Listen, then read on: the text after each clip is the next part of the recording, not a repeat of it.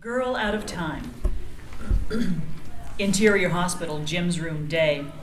Jim Miller, reporter and retired Marine, 40s, fit and trim, wakes up in a hospital bed in a mental fog, trying to understand where he is after being shot. The room comes into focus. Detective Alison, 40s, pudgy, wrinkled suit and tie, hair a mess, is also there waiting as a cop and as a friend. Welcome back to the land of the living, Millsy. Jim turns to the voice. He recognizes the face looking back. Alison, where am I? From the look of all those tubes, I'd say Helga's House of Pain. Jim lifts the sheet and looks down at his body. He grunts. Apparently it took some incoming. Couple of times. The docs have been trying to patch up your old ass ever since. A lost of blood there, brother. Jim lets go of the sheet and plops his head back on the pillow. Well, at least I'm still here. Sort of. Takes a lot more than a couple of rounds from some lowlife to kill an old broken-down jarhead like you. Yeah, you should talk, pal. Seems to me you're still hauling around your share of shrapnel from back when we were in shit. Allison laughs, both men, pausing for a beat before the walkie-talkie in his hand squelches as a radio message comes across about a burglary across town, bringing his attention down. He turns a knob on top of the unit to quiet the device. By the way, thanks for what you did the other night. I don't know if you remember, but... I saved your ass. Again, didn't I? Just like in Kirkuk. That's twice now, Millsy. Getting to be a habit with you, Alice. I'm gonna have to start charging you double my usual fee. Just put it on my tab. I figured as much. So I gotta ask, what the hell were you doing with that naked girl? She's like a rash all over our computers. Always in the wrong place at the wrong time. I'm sorry, what? The Glassford girl? What were you doing with her? You guys gave her a nickname? It's a lot nicer than the one we gave you. Jim laughs, but it causes him to wince in pain. So tell me, who is she? What's her story? Why was she naked? I have no idea. Wait, was she naked? She had clothes on when I ran into her locking up. That was right before we were ambushed by a bunch of locos. Then the Gatto shut up. Then you guys. Then all hell broke loose. And then some. A new thought lands in Jim's head. A massacre like that is really going to screw with the Yelp reviews. Restaurant's struggling enough as it is. And those giant orange effing monsters aren't going to help either. Never seen anything like it. Bam! They just appeared out of nowhere and started shooting. Casualties? A dozen gangbangers and 4 men in blue. And then those orange assholes vanished into thin air like they were never there. I guess I missed all that, getting shot and all. So that's how it's going to be? After all we've been through together? Honestly, Alice, I don't know jack. I want to, though. You better believe me when I say I want to know who shot me and your men. When I'm up and about, I plan to dig into it. First thing. All right, Millsy. I get it. Protecting your sources and all. But trust me, this ain't over. Jim shrugs, then points at the walkie-talkie. Why don't you call for some pizza on that thing? Extra cheese and sausage while you're at it. I'm sure the food here tastes like plywood. Yeah, that would resonate well with the brass. They're already crawling up my ass with this rusty chainsaw about this Glassford girl crap. Speaking of which, did you arrest her? Yeah, we did. Then she disappeared from the back of the wagon. Just poof, vanished. Second time she's done that, too. Took some cholo with her. Can't seem to win lately. Jim smiles, though he's clearly in pain. That's funny to you? The incompetence of the police department never ceases to amaze me. All right. You're a jackass, but I'm glad you're still alive and kicking. Get some rest, brother. Think about what I said. I'll be back tomorrow to continue this conversation. Alison heads out, clipping the radio to his belt. Jim searches his immediate surroundings for something. He doesn't find it, frustrating him to no end. He hits the call button on his bed. Nurse Jackie speaking. Didn't I have a cell phone with me when they brought me in? Personal effects are in the cabinet, Mr. Miller. Jim looks at the cabinet. It's 10 feet from the bed. It might as well be an ocean away. He sighs, slamming his head against the pillow. Derek Morgan, 16, good-looking Latino, walks in. A baseball cap is pulled low over his face. Hey, are you Jim Miller? Depend on who's asking. My name's Derek. Emily sent me. Jim perks up. Emily? Is it Emily Hart? Yep, very same. Is she okay? Last I saw, she was fine. It was a couple of days ago, though, in the back of Oh, shit. You're the kid from the paddy wagon. Yeah, I was there, but then... She just vanished. It's a blink of an eye. She seems to make a habit of that. You've seen it? Sort of, but then again, I've been pumped so full of lead and morphine I wouldn't trust anything I'm saying right now.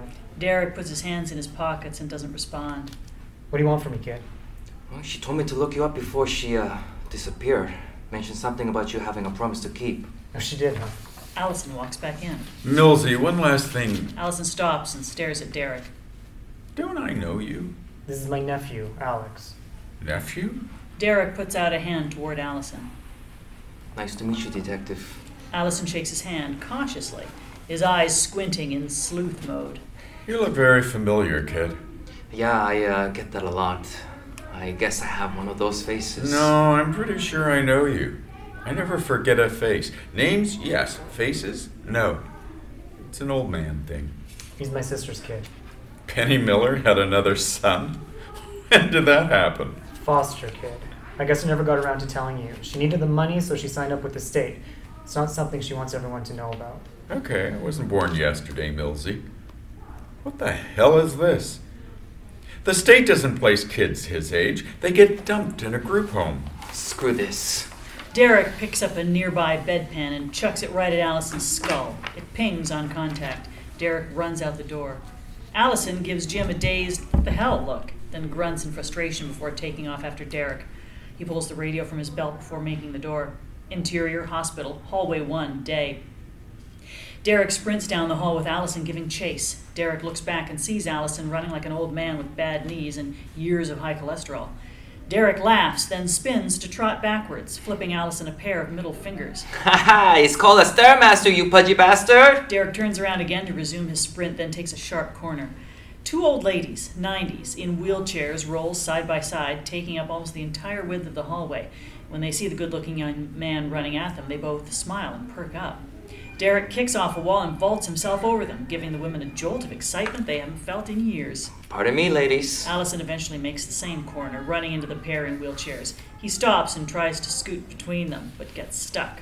Okay, if one of you could just roll ahead of the other. The old ladies stare at him, blinking in disapproval. Interior Hospital, hallway 2, day. Derek turns down another hallway. This one's being mopped by a janitor, 40s. Derek slips on the wet floor and skids several feet until he crashes into a wall, feet first. He grunts on impact, wincing from the sting. It takes a few moments to collect himself. In the meantime, Alison enters the hallway, still running like a broken-down camel and puffing hard. Derek tries to get to his feet and run, but keeps slipping. Alison makes it hard. Alison makes it to Derek, loses his footing, skids, and crashes into the kid, knocking Derek down again. They each try to stand, but slide around a bit more. What the hell are you using? Greased Teflon? Derek kicks off the wall to scoot away from Alison. He gets to drier land and pops up to his feet, then runs. Alison tries to get up but slips back down. He sighs after realizing he just lost the race. He brings the walkie-talkie to his mouth and presses the talk button. All units. Suspect on the loose. St. Joseph's Hospital. Hispanic male. Approximately 5'10". 16 years old. Tattoos. Has a wicked fastball. Kind of a dick. Arrest on sight. Alison then lays his head on the floor in defeat. Super, 1 year later. Interior Juvenile Detention Center, Warden's office, day. The warden, 60s, heavy-set and mustached, with a stern look on his face, peers across a heavy desk at Derek, a year older, in his orange detention uniform. The program is called ACE, Mr. Morgan. Accelerated College Entry. It's a new remediation and rehabilitation program the Department of Corrections has concocted at the behest of our shiny new governor. Essentially, you'll be serving the remainder of your time at a prep school, living in a halfway house for youth such as yourself. Halfway house? It's a group home for troubled young men who have been... I'm getting out? Yes, but there are still plenty of rules to follow. Break them and you're back with me. Let your grade drops and you're back with me. Fart in a particularly noxious way and you're... Trust me, I won't. You're being given an opportunity, son. Don't waste it. Derek's smile fades as his attention is stolen away by something, but he can't place what. Help me, Derek. Emily? What? Sorry, boss. He'll be given rules and instructions about what's expected. Transport departs in 2 hours. I'd suggest you be on it. Thank you, sir. Dismissed. I'm coming in. Exterior Jim Miller's house, day. Jim sits on his front porch enjoying a sunny afternoon and a cold beer. A cane is propped next to his chair. Detective Alison drives up to Miller's house, parks, hops out, and heads to Jim. He's carrying a small cooler in one hand and a six-pack in the other. He holds up the beer like he's proud. I come bearing gifts. Jim crushes a beer can on his forehead, then tosses it into a trash bin a few feet away. Good timing. I was almost out. You'll never guess who showed up today. Naked. She did?